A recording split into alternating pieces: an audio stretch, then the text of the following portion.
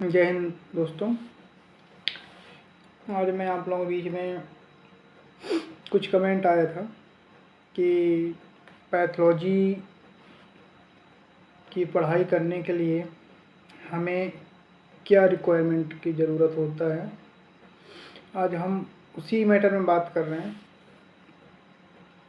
तो जिन स्टूडेंटों को पैथोलॉजी विभाग में आना हो, देखिए इसमें कैरियर बहुत अच्छा है, क्योंकि पैथोलॉजी एक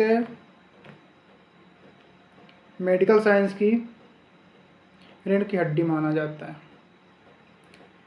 अगर पैथोलॉजी में सही से जांच ना हो तो दुनिया कोई भी डॉक्टर हो किसी मरीज को नहीं बचा सकता। मैं देखिए किसी डॉक्टर या पैथोलॉजी को मैं टारगेट नहीं कर रहा हूँ, मैं एक उदाहरण बता रहा हूँ कि पैथोलॉजी की काम इतनी जिम्मेदारी वाली है कि इसमें इसी के आधार पर ही पेशेंट का ट्रीटमेंट, डायग्नोसिस में होने वाली सारी प्रक्रियाएं निर्धारित किया जाता है। अब जैसे मान लीजिए किसी मरीज को कोलेस्ट्रॉल की जांच कराने आया। अब उस कोलेस्ट्रॉल जांच में बढ़ के आया, ठीक है, और डॉक्टर ने तो एडवाइस किया था कोलेस्ट्रॉल के लिए, लेकिन क्या हुआ कि कोलेस्ट्रॉल का वैल्यू जब बढ़ के आ जाता है तो जब पेशेंट रिपोर्ट लेके डॉक्टर के पास जाएगा तो डॉक्टर पैथोलॉजी के रिपोर्ट के आधार पर ही मेडिसिन चालू करेंगे। जो भी उनको दवाई देना हो, ट्रीटमेंट करना हो, प्रोसीजर करना हो, जो भी एक्स्ट्रा करना हो, और वो दवाई रिएक्शन कर गया, इसका जिम्मेदार कौन है? सोच के बताइए। सही सोचा आपने, पैथोलॉजी की गलती है। क्यों? क्योंकि कोलेस्ट्रॉल खाली पेट की जाती है। अगर उस कोलेस्ट्रॉल की जांच डायग्नोसिस में सही से अगर हम सैंपल लेने से पहले पेशेंट से पूरी बारीकियां से पूछ ना लें कि पेशेंट ने कितने घंटे खाली पेट है, कब से खाना खाया, उसके कोलेस्ट्रॉल है कि नहीं है। देखिए है नहीं है ये अलग बात है। अगर मरीज से हमें नहीं पूछ रहे हैं, हम जब ऐसे ज़बरदस्ती सैंपल ले लिए, हमें क्या पता कि मरीज खाली पेट है नहीं है, और हम उसके आधार पर रिपोर्ट बनाकर तैयार कर दिए, तो रिपोर्ट तो गड़बड़ आना ही है। केवल एक छोटी सी गलती से हमने बस इतना नहीं पूछा खाली पेट हो कि नहीं हो। अगर हो तो सैंपल नेक्स्ट डे लेंगे, या फिर अगर खाली पेट हो तो जरूर करें टेस्ट। न लगाने प्रोसीजर गलत था, न रिपोर्ट टाइपिंग एरर था, न कुछ भी नहीं था। केवल एक गलती था कि मरीज से हमने पूछा नहीं।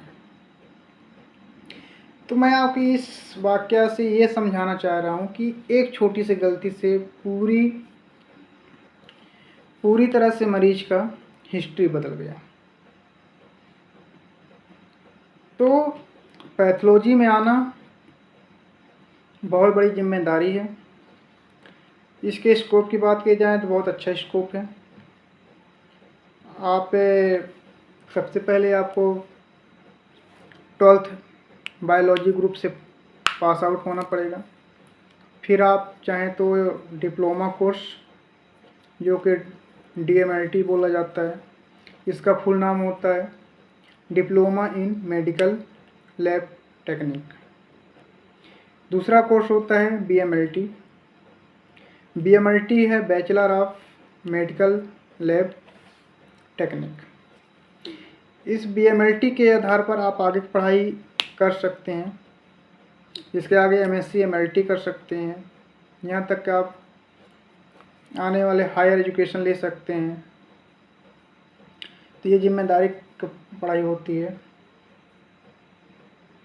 और इस पढ़ाई कंप्लीट के साथ साथ हमारा कहना चाहिए कि स्टडी के साथ साथ आप एडमिशन लेने यानी कॉलेज जाने के मतलब इंस्टीट्यूशन ज्वाइन करने के 1.5 से 2 साल के अंदर किसी भी लेबोरेटरी सेंटर में प्रैक्टिस के लिए अप्लाई कर सकते हैं।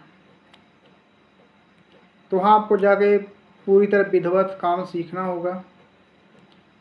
पेशेंट की सिम्टम को सीखना ही है, जानना ही है, लेकिन क्लिनिकल हिस्ट्री विशेष ज़रूरी ध्यान रखना होता है और उसी के आधार पर आगे हम काम करते हैं। और हमें सारी नॉर्मल वैल्यूज समय याद होना चाहिए, क्लिनिकल सिग्निफिकेंस याद होना चाहिए और हमें रिपोर्ट की समझ होना चाहिए। तब आप जाके एक बेहतर लैब टेक्नोलॉजिस्ट बन सकते हैं। तो आप पढ़ते रहिए और करियर बहुत अच्छा है। और मैं एक चीज़ बता दूँ, मैं ऐसे मेडिकल चीज़ें आपको लोगों के बीच में लाता रहता हूँ। तो अगर आप मेरे चैनल में नए हैं या फिर सब्सक्राइब नहीं किए हैं, मेरे चैनल को ज़रूर सब्सक्राइब कीजिए ताकि आपको हर अपडेट आपको सबसे पहले मिले इसी यूट्यूब चैनल में।